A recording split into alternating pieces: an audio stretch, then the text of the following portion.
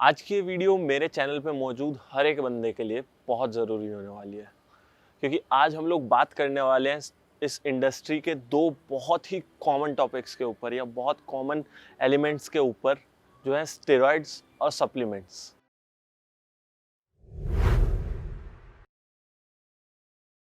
Steroids और supplements को लेके टीनेजर्स कंफ्यूज रहते हैं, कंसर्न्ड रहते हैं कि उनकी प्रोग्रेस को कैसे इफ़ेक्ट करेंगे।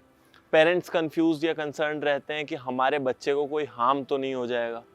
जो सब ट्रेनर्स हैं वो लोग प्रोवाइड करना चाहते हैं, क्योंकि कहीं ना कहीं उनको पैसा भी मिलता है और ट्रेनर्स को अपने क्लाइंट्स को अच्छा रिजल्ट भी देना होता है उसके लिए।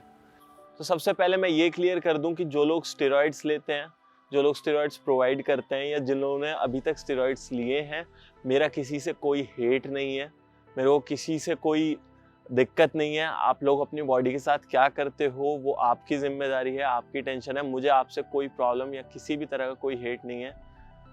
अब चलते हैं वीडियो की तरफ। तो सबसे पहले समझ लेते हैं कि सप्लीमेंट्स और स्टेरॉइड्स होते क्या हैं, दोनों के बीच में फ़र्क क्या है, ताकि हम लोग वीडियो में आगे अच्छे से बात कर पाए।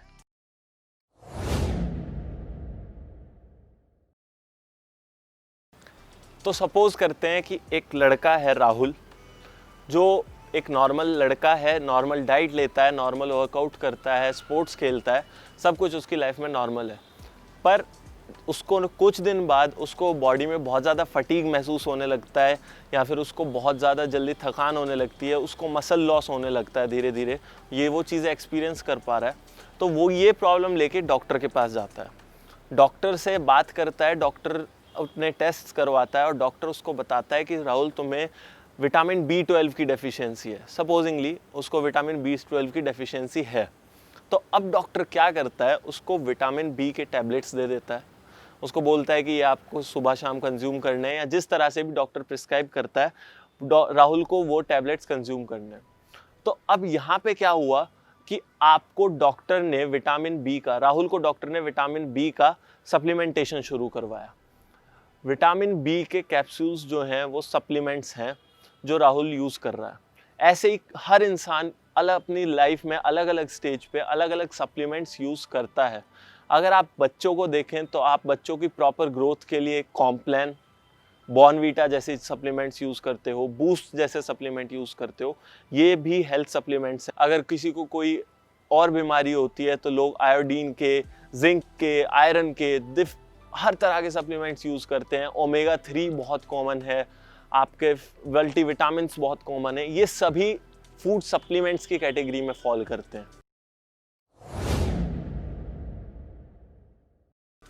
तो अब फिटनेस में सप्लीमेंटेशन क्या होती है।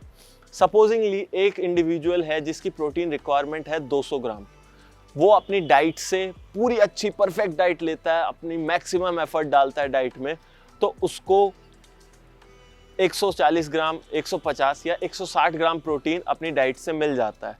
पर उसकी बॉडी का रिक्वायरमेंट 200 ग्राम है। अगर वो 200 ग्राम पूरा नहीं करेगा तो उसको मसल लॉस हो सकता है, वो अपना उसको कमज़ोरी आ सकती है, और ये वो करना नहीं चाहेगा। इसके नेगेटिव इफ़ेक्ट्स वो नहीं झेलना चाहता, इसलिए अब वो सप्लीमेंटेशन की तरफ जाता है, जो वो हम लोग यूज़ करते हैं फिटनेस इंडस्ट्री में। वे प्रोटीन या फिर प्रोटीन आइसोलेट्स, वे आइसोलेट्स जो यूज़ करते हैं, वो सप्लीमेंटेशन की तरफ जाता है और वो दिन का 40 ग्राम प्रोटीन अपने सप्लीमेंट से लेता है। तो ये होता है हमारा सप्लीमेंटेशन। अब सप्लीमेंटेशन इन्हीं चीज़ों के लिए ज़रूरी है कि जो आप लोग अपने डाइट से नहीं ले पाते हो, जो अपने फूड से आप लोग नहीं पूरा कर पाते हो, वो चीज़ सप्लीमेंटेशन पूरी करती है। अब सप्लीमेंट्स बहुत टाइप के होते हैं। बॉडी बिल्डिंग के लिए creatine, carnitine, BCAAs, leucine, amino acids, फलाना ढिमकाना, बहुत सारे सप्लीमेंट्स होते हैं, सबका डिफरेंट यूज़ होता है। अगर आपको इस पे एक वीडियो चाहिए तो आप मेरे को कमेंट करके बताओ कि आपको वीडियो चाहिए, और मैं इस पे एक डिटेल्ड वीडियो बताऊंगा कि आपको कौन से सप्लीमेंट का क्या काम होता है और कैसे यूज़ करना चाहिए। पर अभी ये टॉपिक नहीं है, अभी बात करते हैं स्टेरॉइड्स के बारे में। अब स्टेरॉइड क्या होता है? अगर यहाँ पे आप लोग अगर वीडियो देख रहे हैं और आपके आसपास कोई डायबिटीज़ का पेशेंट है, डायबिटीज़ टाइप 1 का पेशेंट है तो आपको पता होगा कि वो लोग इंसुलिन के इंजेक्शंस लेते हैं या फिर वो लोग इंसुलिन बाहर से कंज्यूम करते हैं। अब इंसुलिन उनकी बॉडी में पूरा नहीं है, इसलिए उनको डायबिटीज़ है, इसलिए उन्हें शुगर लेवल्स उनके कंट्रोल करने के लिए बाहर से इंसुलिन लेना पड़ता है। अब एक बहुत कन्फ्यूजन जहाँ आपको यहाँ पे आएगा कि जैसे हम लोग फूड की रिक्वायरमेंट्स बाहर से पूरी कर रहे थे, तो ऐसे ही इंसुलिन की रिक्वायरमेंट्स बाहर से पूरी करना भी तो सप्लीमेंटेशन हो सकता है, लेकिन ऐसा नहीं है। इंसुलिन एक ऐसा हार्मोन है जो आपकी बॉडी के अंदर प्रोड्यूस होता है।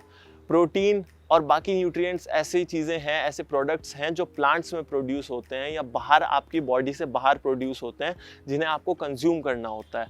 इंसुलिन आपकी बॉडी के अंदर ही प्रोड्यूस होता है।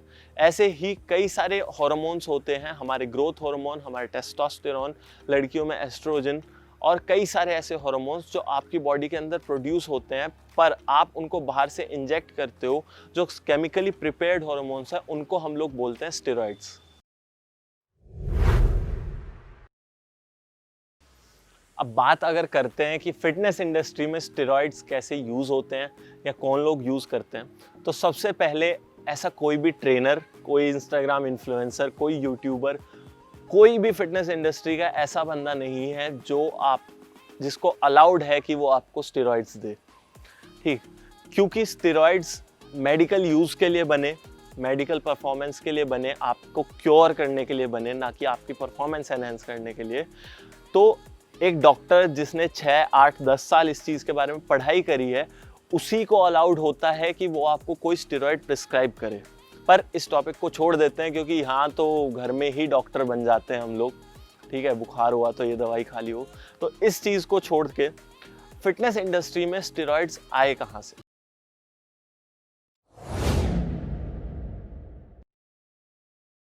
फिटनेस इंडस्ट्री में मैं बात बताऊं, अगर मेरा ओपिनियन आप लोग कंसिडर करें, तो एक इंसान को, एक एवरेज बंदे को फिट रहने के लिए, अच्छा दिखने के लिए, अच्छी फिटनेस रखने के लिए स्टेरॉइड्स की बिल्कुल ज़रूरत नहीं है। हाँ, हो सकता है कि एक टाइम के बाद अगर उसके कुछ गोल्स हैं तो उनको अचीव करने के लिए एक टाइम के बाद उसको सप्लीमेंटेशन की नीड पड़े, बट स्टेरॉइड्स मुझे नहीं लगता कि वो कहीं से भी कंसिडरेबल हैं अगर आप कॉम्पिटिटिव नहीं खेलते हैं तो। अब बात करते हैं कॉम्पिटिटिव बॉडी बिल्डर्स की या कम्पेटिटिव एथलीट्स की, कि वो लोग इसको क्यों कंज्यूम करते हैं। अब जब आप एक कम्पेटिटिव बॉडी बिल्डर को देखते हो तो 1930s में कम्पेटिटिव बॉडी बिल्डर्स कुछ इस तरह से दिखते थे, पर फिर 1935 में एनरेस लेकर नाम के एक साइंटिस्ट ने बुल के टेस्टिस से टेस्टोस्टेरोन एक्सट्रैक्ट किया। वहीं एडोल्फ बटनैंट ने अब 1935 में ही आर्टिफिशियली यानी कि सिंथेटिकली केमिकल लैब में टेस्टोस्टेरोन जैसा एक स्ट्रक्चर प्रोड्यूस कर लिया, यानी कि उन्होंने एक सिंथेटिक टेस्टोस्टेरोन बना लिया। अब टेस्टोस्टेरोन हमारी बॉडी के अंदर प्रोटीन सिंथेसिस के लिए बहुत ज़रूरी होता है। प्रोटीन सिंथेसिस क्या होता है, अगर सिंपल वर्ड में बताऊं तो जब आपकी बॉडी प्रोटीन को ब्रेक डाउन करके मसल बनाती है, उसे हम लोग प्रोटीन सिंथेसिस बोलते हैं। तो टेस्टोस्टेरोन आपकी बॉडी में प्रोटीन सिंथेसिस को ट्रिगर करता है। तो जब टेस्टोस्टेरोन बाहर से लोगों ने, एथलीट्स ने डालना शुरू किया, 1954 में सबसे पहले रशिया ने अपने एथलीट्स को टेस्टोस्टेरोन देना शुरू किया, जिससे उनकी परफॉर्मेंस बहुत ज़्यादा बढ़ गई। और फिर जब ये बॉडी बिल्डिंग में आने लगा, जब ये वेट लिफ्टिंग में आने लगा, तो 1970s में बॉडी बिल्डर्स कुछ इस तरह के दिखने लगे। आप देख सकते हैं कि एक नेचुरल बॉडी बिल्डर में और एक एथलीट, एक एनहेंस्ड बॉडी बिल्डर में कितना फ़र्क आ गया था। 40 साल में एक इंडस्ट्री में इतना फ़र्क आना बहुत बड़ी बात थी। फिर नए तरह के हार्मोन्स प्रिपेयर होने लगे, ग्रोथ हार्मोन्स, और भी कई तरह के हार्मोन्स या स्टेरॉइड्स प्रिपेयर होने लगे लैब्स में, जिन्हें यूज़ करना शुरू कर दिया बॉडी बिल्डर्स ने। और अब कॉम्पिटिटिव बॉडी बिल्डर्स कुछ इस तरह के दिखते हैं। और आपको भी पता है ये कहीं से कहीं तक भी नेचुरल नहीं होता है। दो ये उनकी रिक्वायरमेंट है कि अगर उन लोग को इस चीज़ में प्रोफेशन बनाना है, अगर ये उनका पैशन है कि उन्हें बॉडी बिल्डिंग में अपना प्रोफेशन बनाना है, तो उनको स्टेरॉइड्स लेना पड़ेगा, क्योंकि ये उनकी नीड है। अगर वो स्टेरॉइड्स नहीं लेंगे तो नेचुरली वो लोग स्टेज पे compete नहीं कर सकते, वो लोग को क्वालिफाई भी नहीं कराएंगे कोई।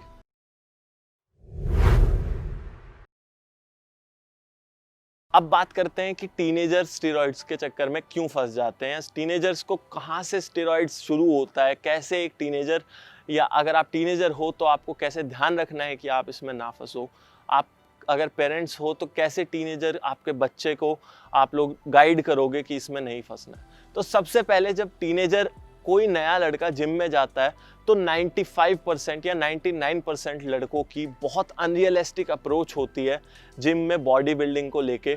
वो लोग हमारे बॉलीवुड एक्टर्स को देख के, एथलीट्स को देख के, इंस्टाग्राम मॉडल्स को देख के वैसी फिजिक को अचीव करने का गोल लेके जिम में जाते हैं। अब जब आप जिम में पहुंचते हो तो आप अपने ट्रेनर को, वहाँ पे जो मौजूद ट्रेनर है उसे अपना गोल बताते हो, तो उसको सबसे पहले तो एक अपॉर्चुनिटी मिलती है कि वो आपसे पैसा कमा सके, राइट। मैं नहीं बोलता कि ये ट्रेनर की गलती है।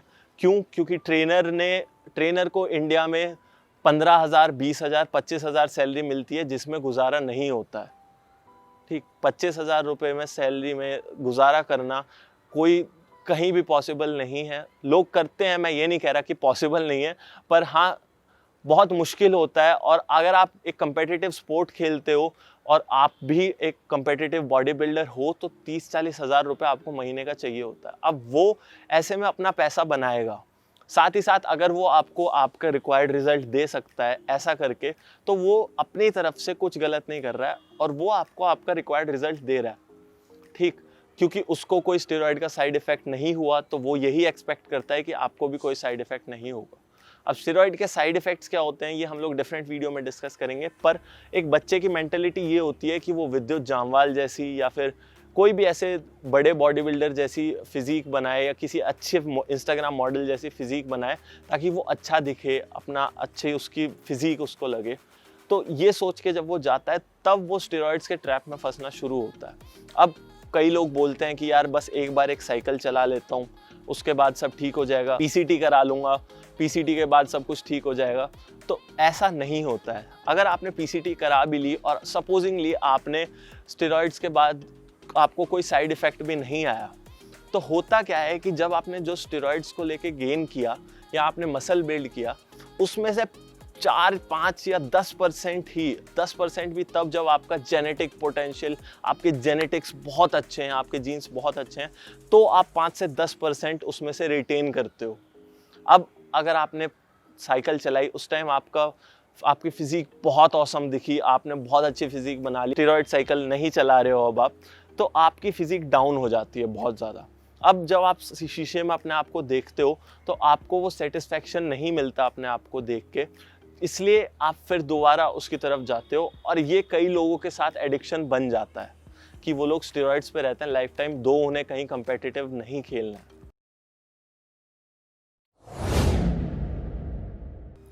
अब मैं प्रोफेशनली इस फील्ड में हूँ और मैं स्टेरॉइड्स ले सकता हूँ, अपनी बॉडी बहुत अच्छी बना सकता हूँ।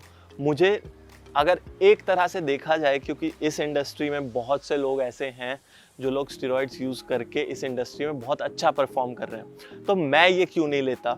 मैं कैसे बचता हूँ इस सब से, कैसे अपने दिमाग को मना के रखता हूँ, कन्विंस करके रखता हूँ कि मुझे ये नहीं करना है, और कैसे आप लोग अपने आप को कन्विंस करके रखोगे कि आपको ये नहीं करना है। तो आपको सबसे पहले इंस्टाग्राम के लिए, दुनिया को दिखाने के लिए, या फिर किसी से भी पसंद आने के लिए किसी से अरे मैं भाई को बताया नहीं क्या कि भाई संजय दत्त लगता है यार। वही बॉडी। आपको बॉडी बिल्डिंग तारीफ के लिए नहीं करनी है, आपको करना है अपने लिए, अपने आप फिट रहने के लिए, अपनी बॉडी को अच्छा देखने के लिए। और जब आप लोगों के ओपिनियन से फ़र्क पड़ना आपको बंद हो जाएगा, आपको तारीफ की इतनी वैल्यू नहीं रहेगी, आप लोग अपनी जर्नी एंजॉय करना चाहते हो, आप लोग अपने वर्कआउट्स एंजॉय करना शुरू करोगे, तो आपको इतना फ़र्क नहीं पड़ेगा कि आपकी फिजिक एक स्टेरॉइड वाले बंदे के सामने कैसी दिखती है। मुझे फ़र्क नहीं पड़ता कि जब मैं इंस्टाग्राम पे कोई फ़ोटो डालूंगा तो लोग आके मुझे 4 गाली बकने लग जाएं कि भाई तेरी फिजिक तो बेकार है, तू बुरा दिखता है, मजदूरों वाली फिजिक है, या कुछ भी ऐसा बोलने लग जाएं। क्यों? क्योंकि वो लोग इंस्टाग्राम पे बहुत अच्छे अच्छे फिजिक वाले बंदों को देख के आते हैं। इनफैक्ट मैं मानता हूँ कि मेरे से इस इंडस्ट्री में मेरे से अच्छी फिजिक वाले करोड़ों बंदे हैं, करोड़ों, लाखों, हज़ारों भी नहीं, करोड़ों बंदे हैं। पर मैं ये फिजिक उनसे compete करने के लिए नहीं बना रहा हूँ।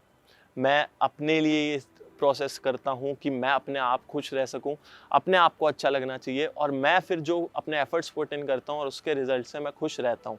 तो आप भी अपने दिमाग में ये चीज़ बना के रखो, अपने दिमाग को कन्विंस करके रखो कि ये बॉडी बिल्डिंग या ये मसल बिल्डिंग आप किसी और के लिए नहीं कर रहे हो, आप फैट लॉस किसी और के लिए नहीं कर रहे हो, आप इसलिए कर रहे हो ताकि आप फिट रहो। जब आपकी एज 50 साल, 60 साल, 80 साल हो जाए तो आप एक्टिव रहो, आपको उस टाइम भी कोई हेल्थ इश्यूज़ ना हो, आपको लाइफ टाइम कोई हेल्थ इश्यूज़ ना हो।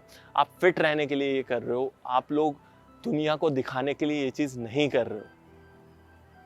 हमारे जो इंस्टाग्राम मॉडल्स हैं, हमारे जो बॉलीवुड एक्टर्स हैं, उनके प्रोफेशन की ये नीड होती है कि वो लोग स्टेरॉइड्स कंज्यूम करके ट्रांसफॉर्मेशंस करें।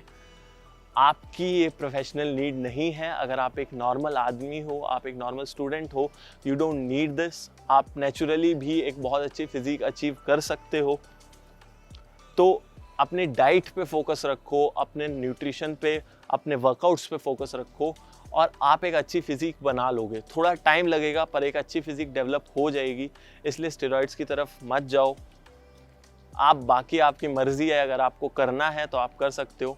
पर ये वीडियो मैं एक अपना ओपिनियन देना चाहता था, आप लोगों को क्लियर करना चाहता था कि आप लोग को किस तरह से प्रोसीड करना है इस पाथ में। अगर आपको किसी और टॉपिक पे वीडियो चाहिए, डिटेल वीडियो चाहिए, तो आप मुझे कमेंट्स में ज़रूर बताना। अगर वीडियो आपको अच्छी लगी तो वीडियो को लाइक ज़रूर करके जाना।